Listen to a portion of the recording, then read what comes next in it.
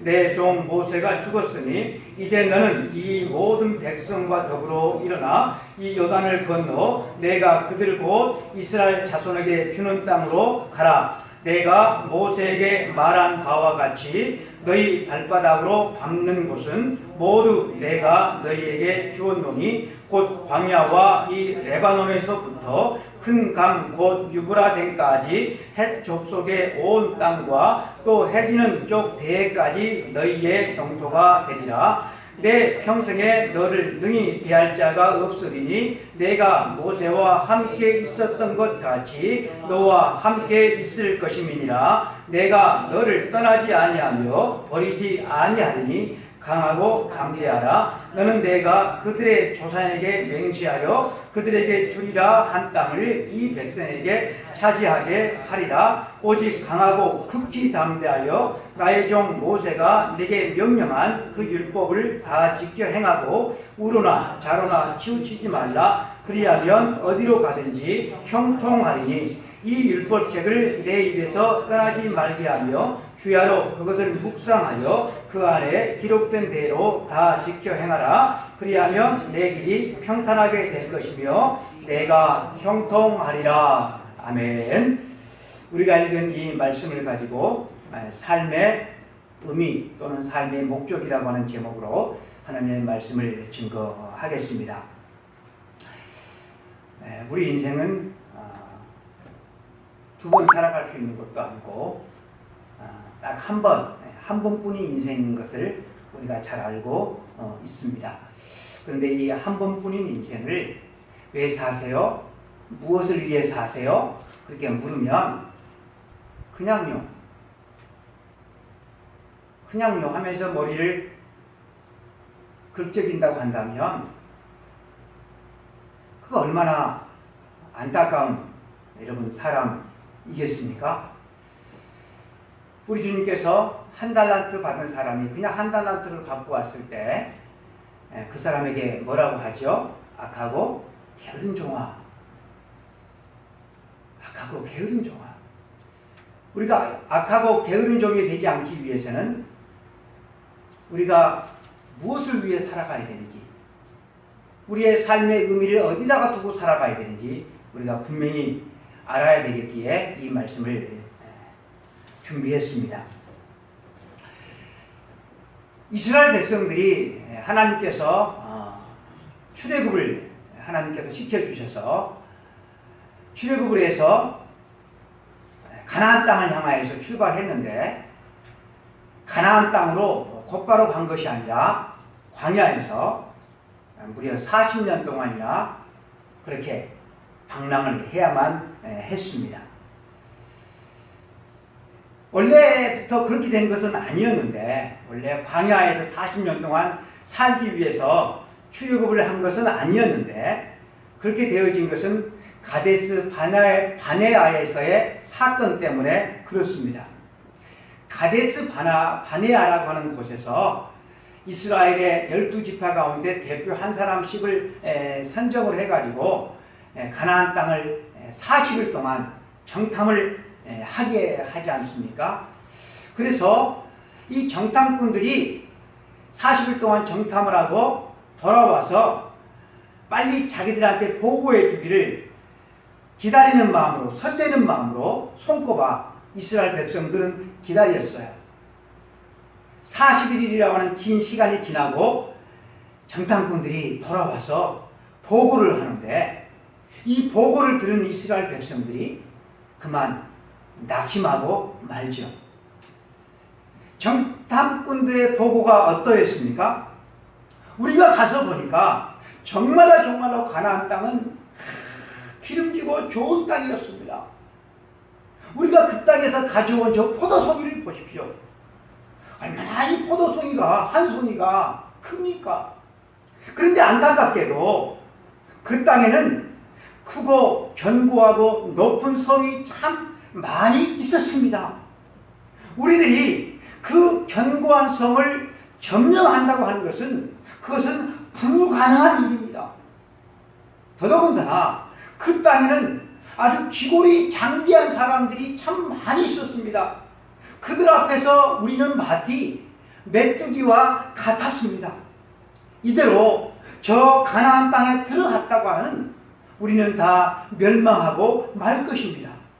처음부터 우리가 애굽 땅에서 나온 것이 잘못된 것이었습니다.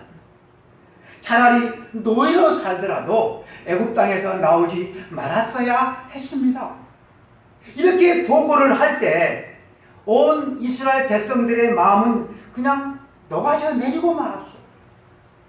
그래서 그들은 그 자리에서 하나님을 원망하고 땅을 칩니다. 그런데 그 와중에도 아닙니다, 백성들이요. 하나님께서 저 가나안 땅을 우리들에게 주셨기 때문에 우리는 반드시 저 가나안 땅을 정복할 것입니다. 그렇게 말한 사람은 딱 두 사람이었죠. 바로 여호수아와 갈렙뿐이었습니다. 백성들은 하나님을 원망하는 데서 그치지 아니하고 자기들을 출애굽시켜서 여기까지 끌고 온 인도에 모세를 돌로 치려서 죽이려고 했고 또 여호수아와 갈렙까지 돌로 쳐서 죽이려고 하고 새로운 지도자를 뽑아서 다시 애굽으로 귀양하려고 했어요. 이렇게 되어지니까 하나님께서 개입하셔서 그들에게 진노하셨고 가나안 땅을 정탐한 이 40일, 이 하루 40일이 하루를 1년으로 계산해서 40년 동안 광야에서 방황하게 하셨습니다. 그 40년 동안 하나님을 불신하고 원망했던 기성세대가 다 죽게 될 것이고 그리고 그들이 가나안 땅에 들어가면 다 죽을 것이라고 그렇게 염려하고 걱정했던 어린 세대들과 그리고 광야 40년 동안 새롭게 태어난 새로운 세대들이 가나안 땅에 새로운 주역이 될 것임을 하나님께서 말씀하시면서 이 가나안 땅에 들어갈 기성세대는 딱 두 사람이라고 그랬어요. 누구요? 여호수아와 갈렙뿐이라고 하나님께서 말씀하셨어요. 그 말씀이 민수기 14장 29절 이하에 나옵니다. 너희 시체가 이 광야에 엎드러질 것이라 너희 중에서 20세 이상으로서 계수된 자 곧 나를 원망한 자 전부가 여분네의 아들 갈렙과 눈의 아들 여호수아 외에는 내가 맹세하여 너희에게 살게 하리라 한 땅에 결단코 들어가지 못하리라. 그러니까 출애굽 당시에 인구를 계수를 하죠. 남자 20세 이상을 계수를 해요. 그 20세 이상의 그 계수함을 받은 사람 가운데 딱 두 사람만 가나안 땅에 들어간다라고 하나님께서 말씀하신 것입니다. 저는 이 대목을 읽을 때마다 참 궁금한 것이 하나가 있는데 다 죽고 딱 두 사람, 이 여호수아와 갈렙만 산다라는 말을 했을 때 이 두 사람의 마음이 어떠했을까 싶어요. 여호수아가 갈렙의 등짝을 탁 치면서 어이 여보게 하나님께서 다른 사람들은 다 죽게 되는데 우리만 죽지 않고 가나안 땅에 들어간다고 하네. 이렇게 말하면서 기뻐가지고 야 신난다 야. 여러분 그렇게 했을 것 같습니까? 어떻게 생각하세요? 저는 여호수아와 갈렙이 통곡했을 것 같아요. 여러분 생각해 보세요. 기성세대가 다 죽고 여호수아와 갈렙만 가나안 땅에 들어간다라고 하는 이 말이 무슨 말이에요? 이들의 누구도 죽고 부모 형제도 죽고 형제 자매 일가 친척도 다 죽고 친구들도 이웃들도 다 죽는다는 거잖아요. 그죠? 이들이 만약 결혼을 했다고 한다면 누구도 죽어요? 이들의 아내들도 다 죽어서 광야에 묻힌다는 그러한 말이잖아요. 그래서 너희들은 죽지 않고 산다라고 하셨는데 이 말이 전혀 기쁘지를 않아요. 너희 두 사람은 죽지 않고 가나안 땅에 들어갈 것이다. 그렇게 말씀했을 때도 이들의 마음은 전혀 기쁘지 않았을 것 같습니다. 그래서 이 여호수아에게 국한해서 살아남는다는 것이 과연 어떤 의미가 있을까?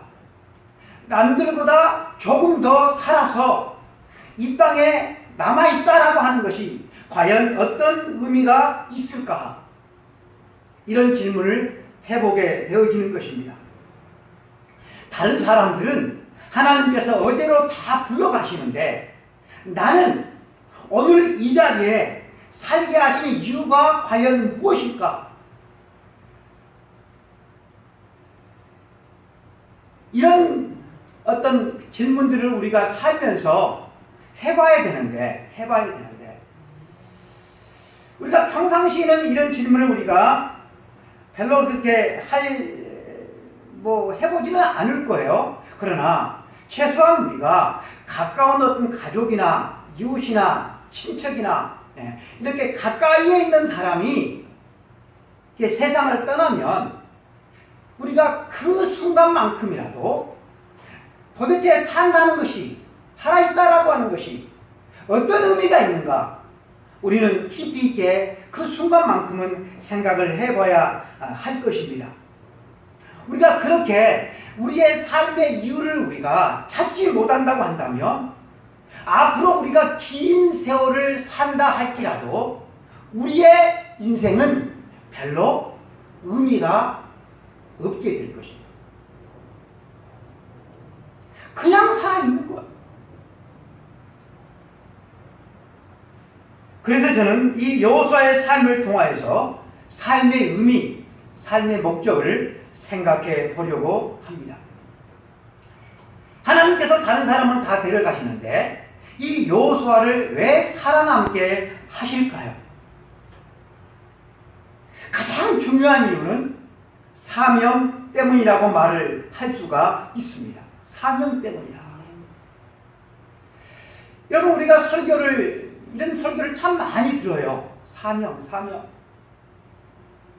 그래서 하도 많이 들어가지고 우리가 식상해 할 수가 있어요.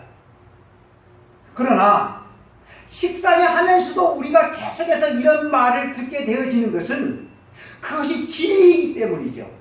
망각하고 살아서는 안 되는데 우리가 망각하고 살아가고 있기 때문에 하나님께서는 계속해서 이 진리의 말씀을, 삶의 의미, 삶의 목적을 들려주시는 것이 아닐까 그렇게 생각이 되어지는 것입니다.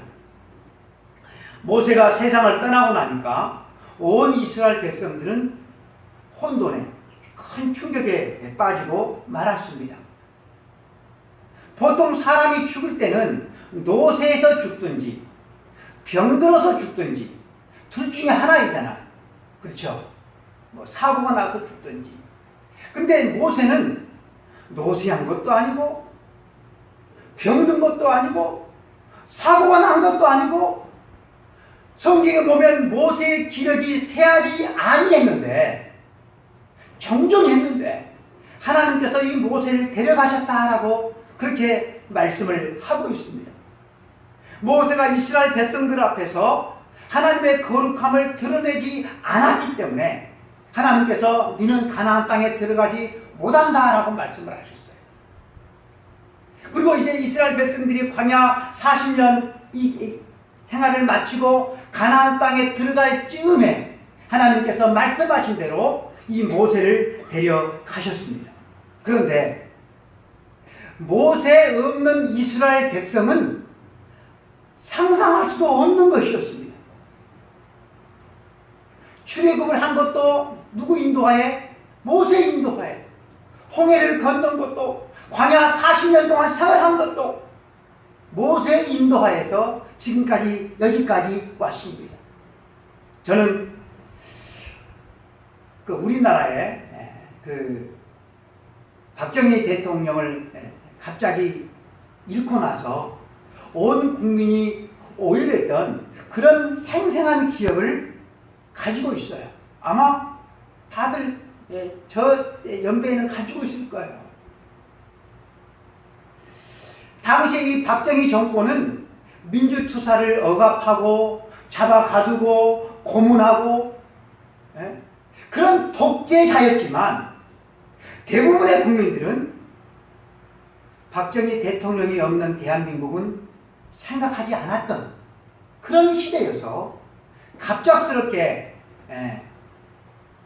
그렇게 총에 죽게 되자 온 국민이 이제 혼란에 빠졌어요. 얼마나 충격이었는지 저는 지금도 그 기억이 있어요.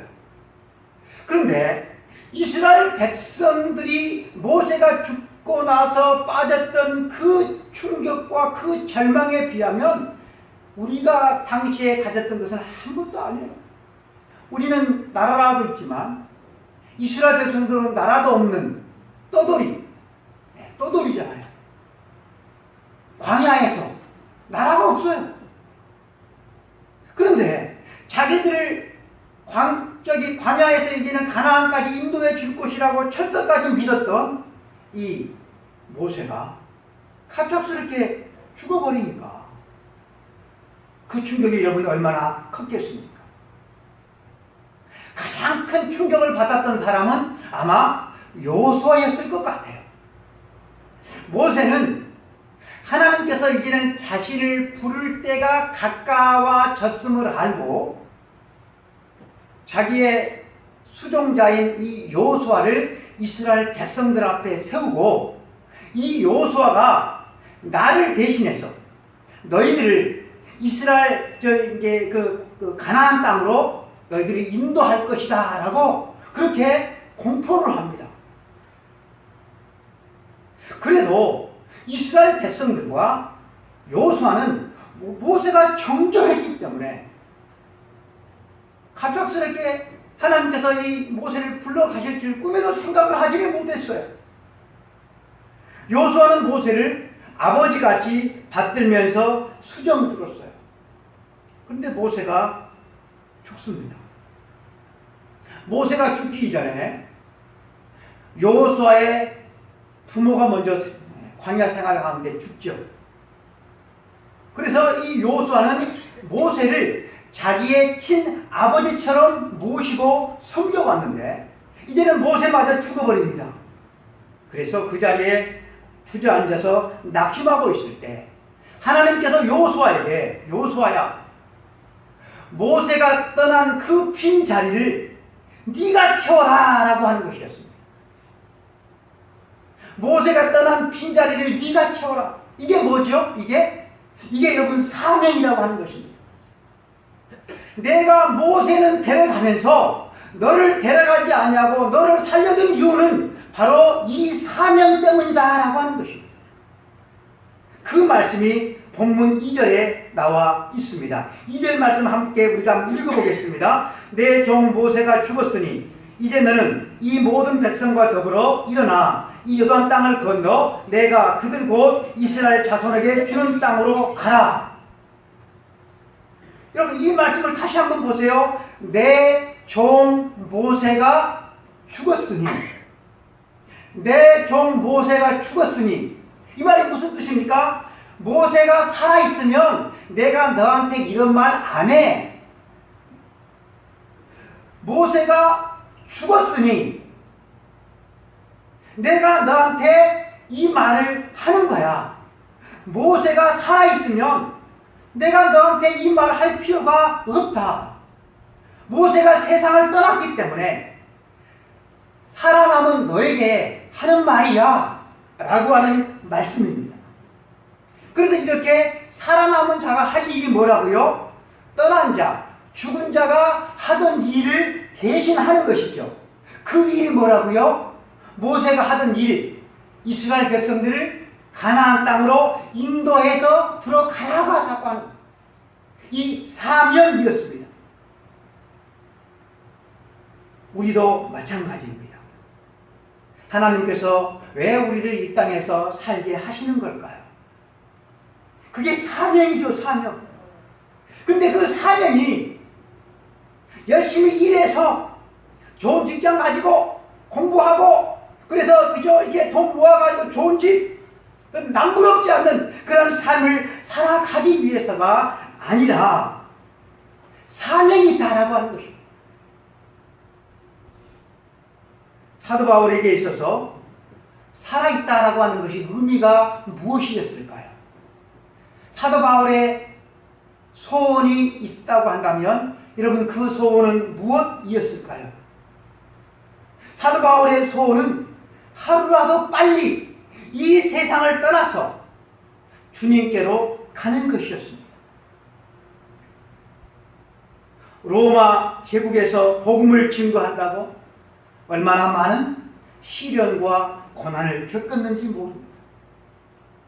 감옥도 들어가고 채찍도 맞고 돌에 쳐서 맞고 못 먹고 못 자고 굶주리고 그렇게 유리방황하면서 사도 바울은 살았습니다. 이렇게 힘든 삶을 하루라도 더 사는 것보다 하루라도 더 빨리 주님 곁에 가는 것이 사도 바울의 소원이었습니다. 그런데 주님께서 아니다.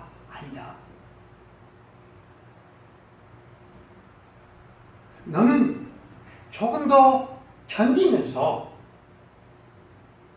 하나님 나라의 복음을 전하고 복음을 전하면서 제자 삼은 그들을 믿음 안에서 굳건히 세워주고 내 피로 세우는 교회를 든든하게 세우는 일을 조금 더 감당한 뒤에 그리고 와라. 그렇게 우리 주님께서 말씀하셨습니다. 사도 바울이 사는 이유를 그는 사명에서 찾았다라고 하는 것입니다. 빌립보서 1장 21절 이하에 바로 이러한 사실이 나와 있습니다. 제가 좀 이해를 쉽게 하기 위해서 공동번역 성경이라고 하는 것을 여러분들에게 읽어드리겠습니다. 빌립보서 1장 21절입니다. 나에게는 그리스도가 생애 전부입니다. 그리고 죽는 것도 나에게는 이득이 됩니다. 그러나 내가 이 세상에 더 살아서 보람 있는 일을 할 수 있다면 과연 어느 쪽을 택해야 할지 모르겠습니다. 나는 그 둘 사이에 끼어 있으나 마음 같아서는 이 세상을 떠나서 그리스도와 함께 살고 싶습니다. 또 그 편이 훨씬 낫겠습니다. 그러나 여러분을 위해서는 내가 이 세상에 더 살아 있어야 하겠습니다. 주님께서 이 바울에게 말해요. 네가 이 땅에서 좀 더 살든지 아니면 내가 있는 이 천국에 오든지 네가 선택해라 라고 우리 주님께서 하시면 사도 바울의 선택은 뭐라고요? 이 세상에 밀어두지 않냐고 당장이라도 주님께 가고 싶다는 것입니다. 그런데 바울이 이 땅에 살아있어야 될 이유가 뭐라고요? 사명을 위해서요. 사명을 위해서. 그 사명이 이 땅에서 부귀영화를 누리며 살아가는 것이 아니라 복음을 전하고 주님께서 피로 세우신 교회를 굳건히 세우는 것, 그것을 위해서 내가 이 땅에 살아 있어야겠다라고 사도 바울이 그렇게 고백을 한 것입니다. 그런데 우리가 이 땅에서 살아가는 것이 그렇게 쉽지 않다는 것이 문제이죠. 여러분들은 어떻습니까? 세상 살아가는 것이 좀 호락호락하십니까? 좀 만만해 보이십니까? 어떠세요? 최웅남 집사님은 세상 살아가는 것이 쉽죠? 네, 참 쉽죠? 우리가 철이된 사람이면 세상 살아가는 것이 그렇게 만만하지 않다는 사실을 잘 알아요. 더군다나 하나님의 거룩한 자녀로서 경건하게 하나님께 영광 돌리며 산다고 하는 것은 이것은 더욱더 힘든 일이죠. 그래서 여호수아는 하나님께 이렇게 기도했을지도 몰라요. 하나님, 모세 선생님을 데려가실 때 나도 좀 함께 좀 데려가 주세요. 그렇게 기도했을지도 모르겠습니다. 이것이 진짜 여호수아의 마음이었을 것 같아요. 그렇잖아요? 사랑하는 부모님도 떠났어요. 친구들도 떠났어요. 동고동락했던 사람들도 다 떠났어요. 그런데 홀로 남아서 가나안 땅에 가면 그것이 무슨 재미가 있겠어요? 떠날 때 같이 가는 것이 그것이 훨씬 더 낫지 않겠습니까? 그런데 하나님께서는 너는 살아남아 있어서 백성을 가나안 땅으로 인도하여라, 그렇게 말씀하시는 것입니다. 그런데 이 말을 들은 여호수아의 마음이 하나도 기쁘지 않아요. 오히려 마음이 무겁고 두려움이 가득해. 하나님께서 이 여호수아의 마음을 아시고 뭐라고 말씀하시죠? 강하고 담대하라, 강하고 담대하라. 이렇게 3번이나 하나님께서 말씀하시잖아요. 그만큼 여호수아의 마음이 두렵고 초조하고 걱정 근심이 가득했다라고 하는 것입니다. 그런데 여호수아가 살아남아야 될 그 이유가 뭐라고요? 바로 사명인 것입니다. 사명이 그를 살게 한 것입니다. 여호수아만 그럴까요? 사도 바울만 그럴까요? 아니에요. 저와 여러분도 그렇습니다. 이 땅에 사는 것이 날마다 신이 나, 날마다 즐겁고 행복해. 물론 그런 분들도 있겠지만 여러분, 솔직히 그런 분이 세상에 얼마나 있겠어요? 여러분들은 사는 것이 막 재미나고 신나고 막 행복하고 그래서 이 세상을 살아가고 있습니까? 제가 아는 대부분의 사람들은 사는 것이 힘들다고 그래요. 목사님, 사는 것이 왜 힘든지 모르겠어요. 어떤 분은 그래요. 목사님, 사는 것이 재미가 없어요. 목사님, 삶이 공허해요. 이런 얘기를 저는 들어봤어요. 목사님, 사는 것이 너무나도 힘들어서 오늘 밤 잠이 들면 내일 아침에 안 깼으면 좋겠어요. 얼마나 삶이 힘이 들면 이런 말을 여러분 하겠습니까? 그런데 운이 안 졌으면 좋을 텐데 운이 또 떠지는 거예요. 어젯밤 잠자리에서 잠든 채로 그냥 이게 가게 해주면 좋을 텐데 왜 하나님께서 오늘을 살게 하시는 걸까요? 왜 그러죠? 바로 사명 때문인 것입니다. 여호수아가 얼마나 고독했을까를 생각을 해봅니다. 많은 산적한 문제들이 있어요. 그런 많은 산적한 문제들을 과연 여호수아는 누구와 의논했을까? 요단강을 건너가야 되는데 요단강이 범람해가지고 강둑을 막 흘러넘쳐요. 도대체 무슨 수로 요단강을 건너가라고 하는 걸까?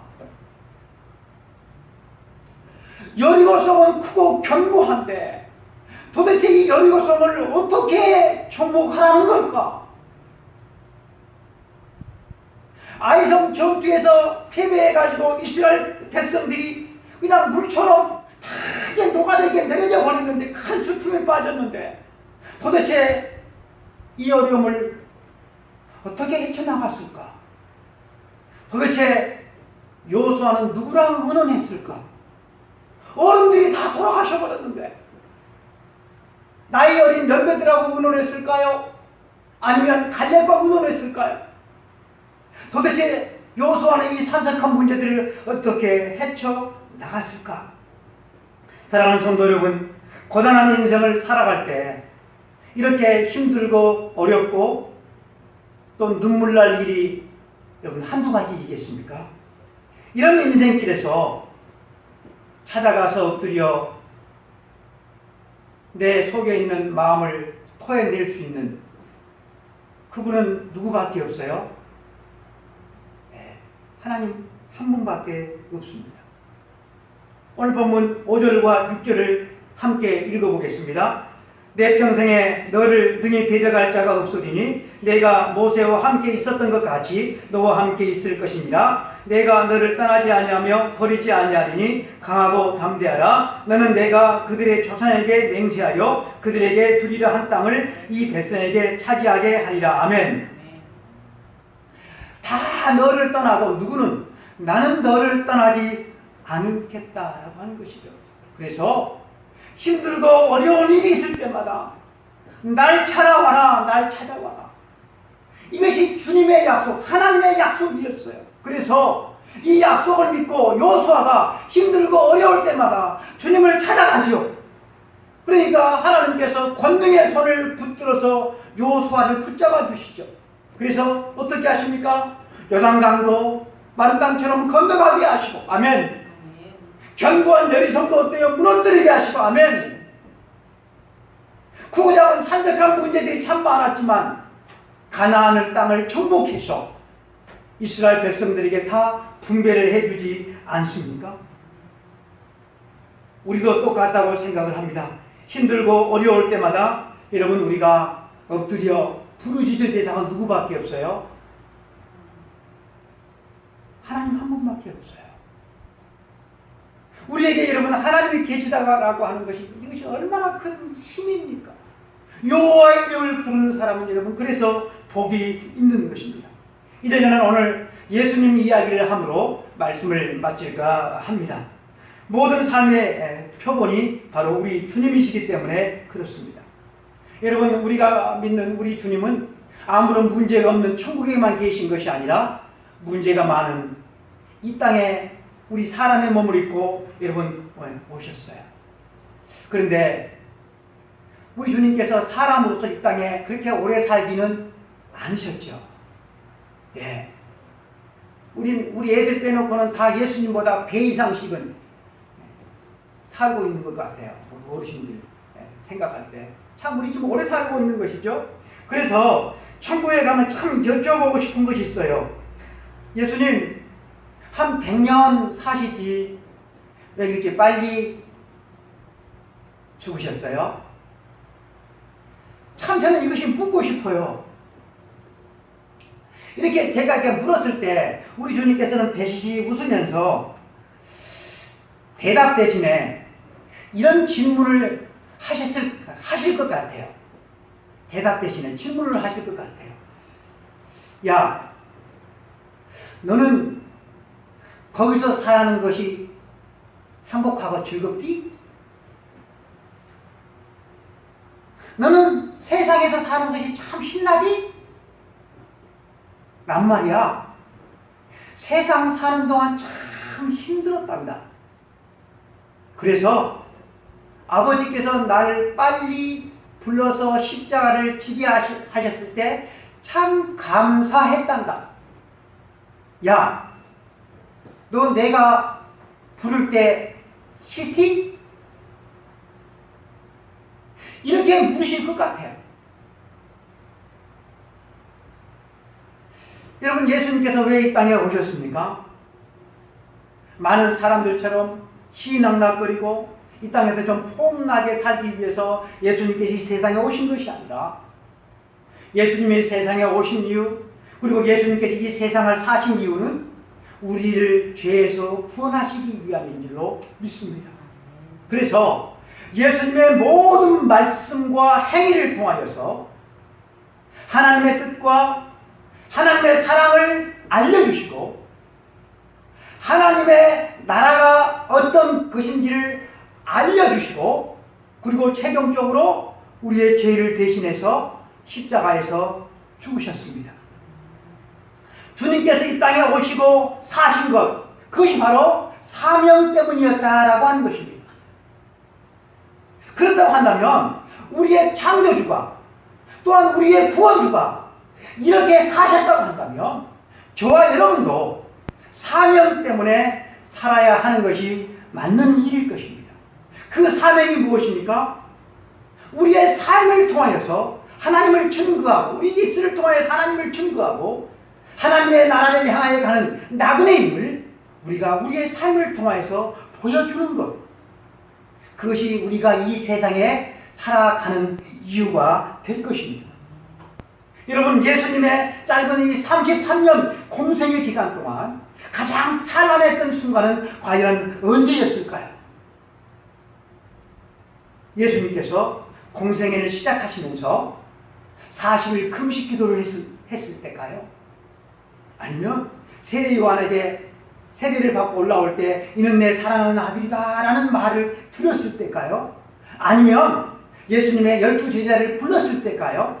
아니면 죽은 나사로를 살리셨을 때일까요? 아니면 예수님께서 예루살렘에 낙이 타고 입성하실 때 수많은 군중들이 예수님을 향하여서 호산나 다윗의 자손이라 하면서 예수님을 높였을 그때일까요? 우리는 대답할 수가 있습니다. 예수님의 생애 가운데 가장 찬란했던 순간은 바로 예수님께서 십자가에 달리신 순간이었다는 사실.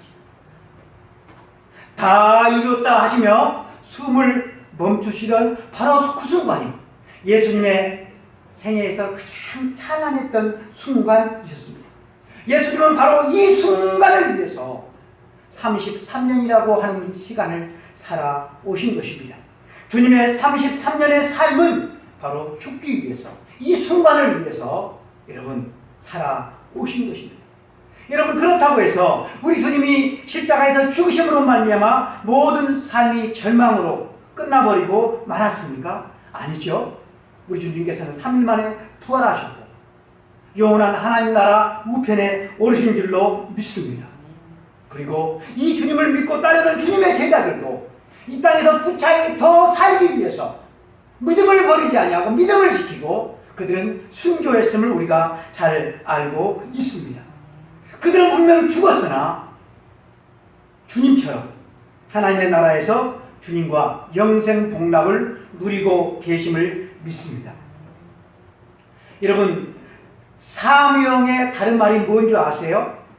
사명의 다른 말. 사명의 다른 말은 영광입니다. 영광. 영광이에요. 영광의 다른 말이 뭔지 아세요? 영광의 다른 말은 고난입니다. 서로 상관없는 것 같죠? 아니에요. 여러분, 이번에 금메달, 올림픽 때 금메달 딴 사람, 그 금메달이 뭐죠? 그들의 피와 땀과 고난의 증거잖아요. 사랑하는 성도 여러분, 여러분들이 영광을 받기를 원하십니까? 뭐 해야 되죠?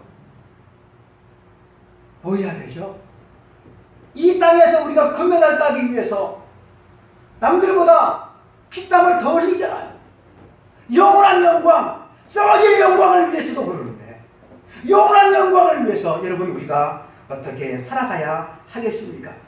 계시록 14장에 보면 지금 이후로 주 안에서 죽는 자는 복이 있도다 하시매 성령이 이르시되 그러하다 그들이 수고를 그치고 쉬리니 이는 그들의 행한 일이 따름이더라. 아멘. 그들의 수고를 그치고 그들의 행한 일이 따른다. 그들의 행한 일이 따른다라고 하는 것입니다. 야구는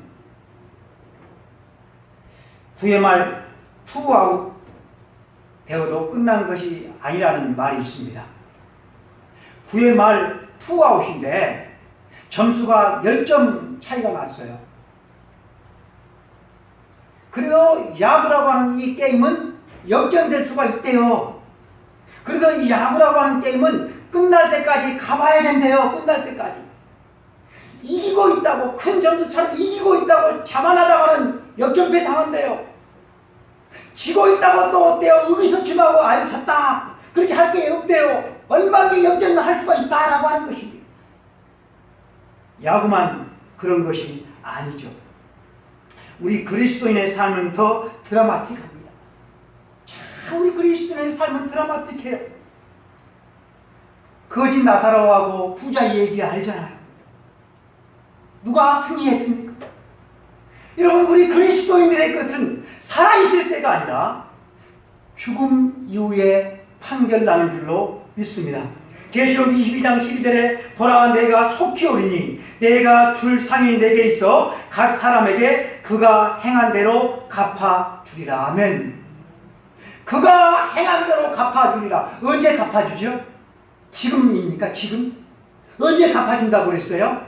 내가 속히 오리라. 주님이 오시면 갚아준다고 하는 것입니다. 그래서 여러분, 우리의 최고 때는 아직 오지 않았어요. 만든 모든 물건마다 사명이 있습니다. 제가 종종 얘기했잖아요. 여기 마이크도 사명이 있고, 피아노도 사명이 있고, 예? 강대상도 사명이 있고, 우리들이 타고 다니는 차도 다 사명이 있어요. 이 모든 것들의 사명은 이것 자체에 있는 것이 아니고, 만든 사람이나 만든 회사에 여러분 그 목적이 있는 것이고 그 사명이 있는 거예요. 마이크가 마이크를 위해서 존재하지 않아요. 누구를 위해 존재해? 쓰는 사람. 피아노가 피아노를 위해 존재하지 않아요. 핸드폰이 핸드폰을 위해서 존재하지 않아요. 만들어진 모든 것은 그 물건 자체에 있지 않습니다. 사람이 나를 위해서, 나는 나를 위해서 존재한다라고 하는 주장은 인간이 피조물이 아니라 스스로 존재하는 조물주가 된다는 그런 말과 같은 것입니다. 그러니까 여러분, 이 주장은 누가 한 거예요? 스스로 존재하시는 하나님과 동등된 것으로 주장하는 그 사람이 누구예요? 사람 마귀가 되는 것이죠.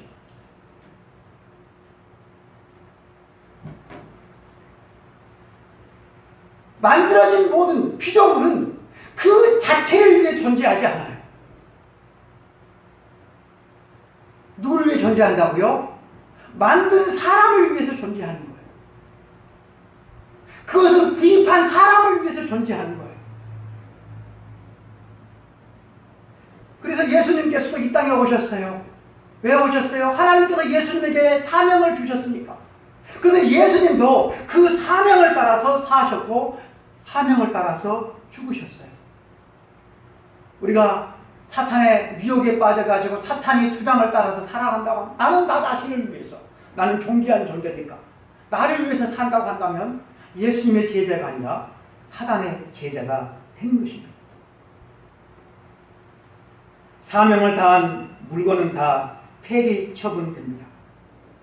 저는 수백억 원 하는 비행기도 폐기 처분되고 항공모함도 폐기 처분되는 것을 보았어요. 직접 본 것은 아니고 영상으로. 네, 사명을 다한 것은 다 폐기 처분되죠. 그렇다고 한다면 예수님께서 죽으신 것은 폐기 처분되신 것입니까? 아니죠. 예수님의 죽음의 순간이 가장 영광스러운 순간이었어요.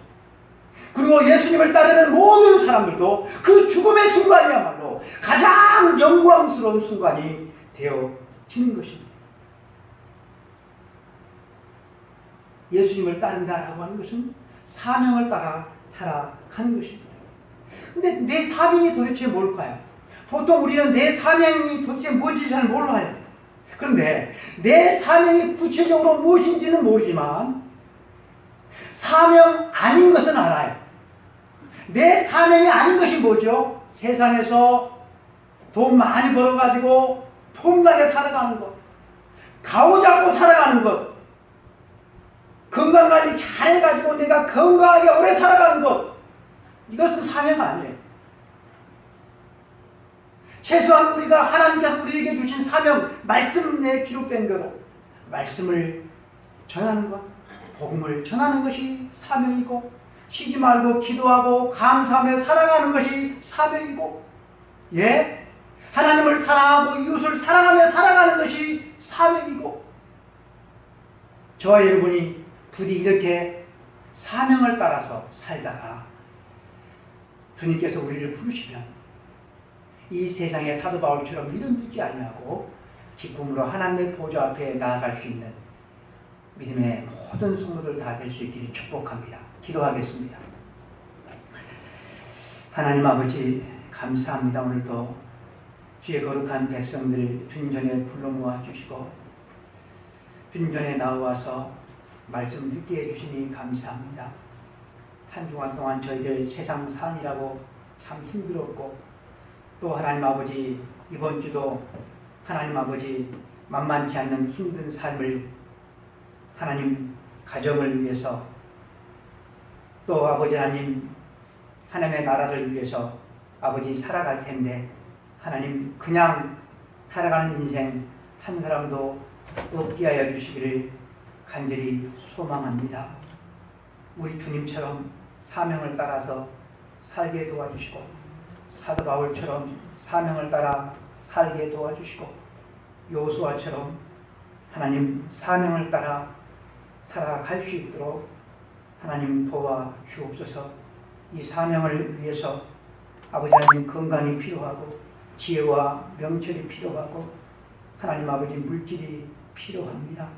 하나님 필요한 모든 것들을 허락하여 주셔서 하나님의 거룩한 영광이 우리로 말미암아 아버지 하나님 나타날 수 있도록 도와 주시옵시고, 아버지 하나님 우리로 말미암아 하나님 믿음을 가지고 하나님의 거룩한 영광을 위해서 함께 살아갈 수 있는 우리 모든 믿음의 동역자들을 되어줄 수 있도록 하나님 축복하여 주시고, 우리 교회를 통하여서 하나님의 나라가 아버지 하나님 조금이라도 확장되어 줄 수 있도록 하나님 축복하여 주옵소서. 우리 주 예수 그리스도 이름으로 간절히 기도드리옵나이다. 아멘. 지금은 우리 주 예수 그리스도의 은혜와 하나님 아버지의 크신 사랑하심과 성령님의 감동감화 역사 충만되게 주하심 이후로 사명을 따라서 살든지 죽든지 먹든지 마시든지 무엇을 하든지 살아가기를 원하는 우리 모든 성도들 머리머리 위에 삶의 힘들고 어려운 문제들 주님 앞에 겸손히 도움을 구하는 우리 모든 성도들 머리머리 위에, 저들의 가정 위에, 이 나라 민족과 저 북한 동포들과 고난 당하는 자들 위에